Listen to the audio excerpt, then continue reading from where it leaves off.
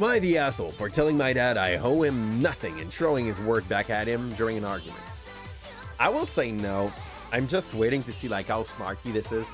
It's like, if you're just told to your father that you did not owe him nothing, this is in fact true. Your father decided to make you.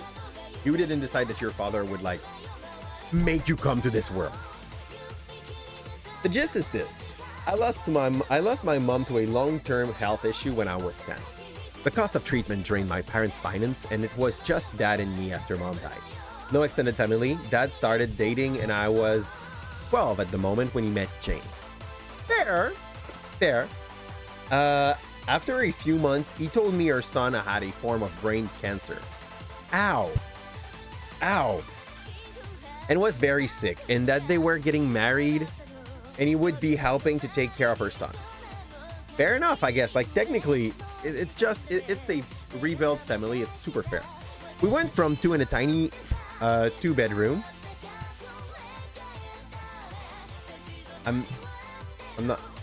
Okay, we went from two in a tiny two-bedroom house to four in a tiny two-bedroom house. Okay, so basically you end up with half the space.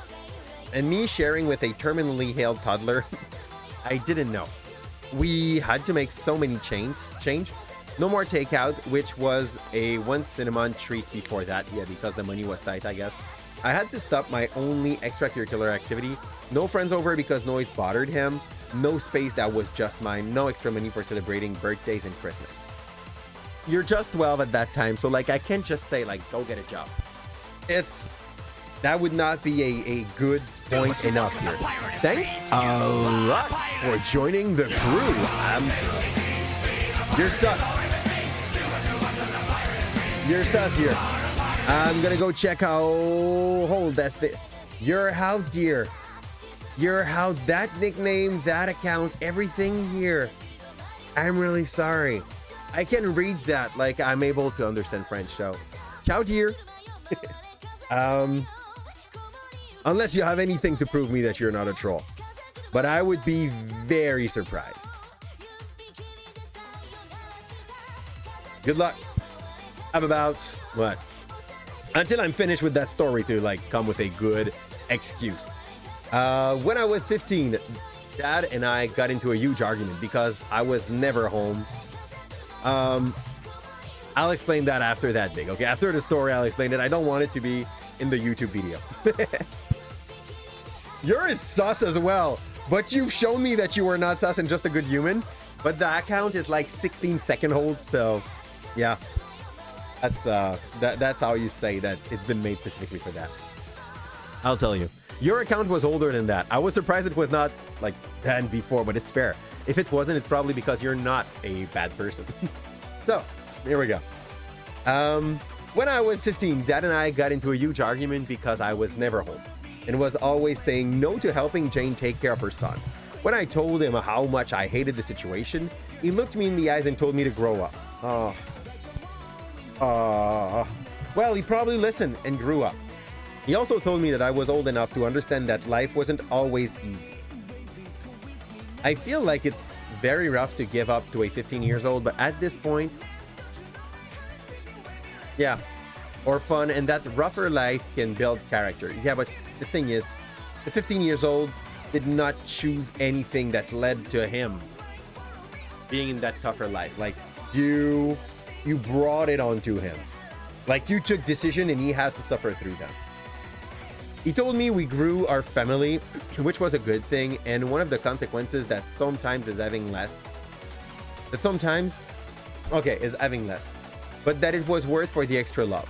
I told him that was bullshit. He told me I was not his whole life, and he was not going to stop doing what he wanted to do because of me. Then he told me to never ever say anything negative around his stepson because he was a kid and didn't need to know I resented him for. That's not wrong, by the way. This is extremely true. The kid did not decide of its situation either. After that talk, I was more distant and left when I was 17, right after graduation, and couch surfed until I went to college.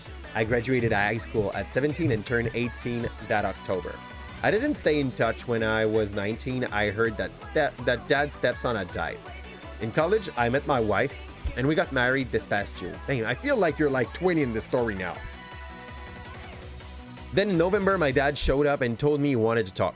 I shut the door in his face. He kept showing up where I was to talk. After getting annoyed by him, I agreed to meet him for a coffee. He told me how we would ended up divorced from Jane and how his stepson had died, and he looked disappointed when he learned I knew. He told me he would been struggling a lot and how he was hoping I could help him out. I laughed in his face and told him that he had some nerve. He mentioned how he would spend a lot of money on finding me and wanted us to repair things, but he also needed my help. I told him no way. He became angry and told me he was my dad and I was always there for me and I owed him. You don't owe him shit.